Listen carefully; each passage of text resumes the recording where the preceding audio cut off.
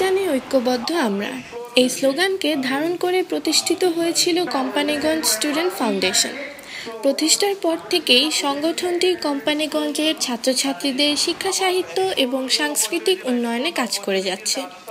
তারই ধারাবাহিকতায় আজ রাজধানী ঢাকার পাবলিক লাইব্রেরি মিলনায়তনে অনুষ্ঠিত হলো ক্যারিয়ার মেন্টরিং প্রোগ্রাম এবং ইফতার মাহফিল। ভিতরকার যে সকল যোগ্যতা আছে সেই যোগ্যতাগুলো কাজে লাগিয়ে নির্দিষ্ট একটি অভিষ্ট লক্ষ্যে পৌঁছানোর যে আপ্রাণ চেষ্টা, ওই লক্ষ্যটাকে আমরা ক্যারিয়ার বলে মনে করে থাকি। শুরু হওয়ার আগেই তাদেরকে আবারও ধন্যবাদ জানাচ্ছি। সংগঠনটির সভাপতি মাহবুবুর রহমানের সভাপতিত্বে অনুষ্ঠানে ছাত্রছাত্রীদের মাঝে ক্যারিয়ার বিষয়ক বিভিন্ন দিক নির্দেশনা প্রদান করেন ঢাকাস্থ কোম্পানিগঞ্জের শিক্ষাবিদ এবং মিডিয়া ব্যক্তিত্বরা।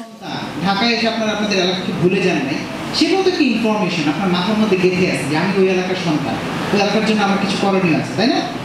এই যে ইনফরমেশনটা আপনার মধ্যে আছে, দিস ইজ জাস্ট ইনফরমেশন, কিন্তু যখন আপনি দায়িত্ববোধ থেকে প্রোগ্রামের এখানে আসলেন, ইট বিকামস নলেজ। অনুষ্ঠানে অতিথিদের মধ্যে উপস্থিত ছিলেন বিশিষ্ট ব্যবসায়ী জনাব ফখরুল ইসলাম, বেলায়েত হোসেন স্বপন, নাজমুল হক নাজিম, ঢাকা দক্ষিণ সিটি কর্পোরেশনের তত্ত্বাবধায়ক প্রকৌশলী ইঞ্জিনিয়ার মাউনুদ্দিন, বিশিষ্ট সাংবাদিক ও কোম্পানিগঞ্জ উপজেলা কল্যাণ সমিতি ঢাকার সাধারণ সম্পাদক মোহাম্মদ মকসুদের রহমান মানিক, বাংলাদেশ ডেমোক্রেটিক কাউন্সিলের সভাপতি ও কোম্পানিগঞ্জ উপজেলা কল্যাণ সমিতি ঢাকার সহ সভাপতি এম এ হালিম সহ আরো অনেকে।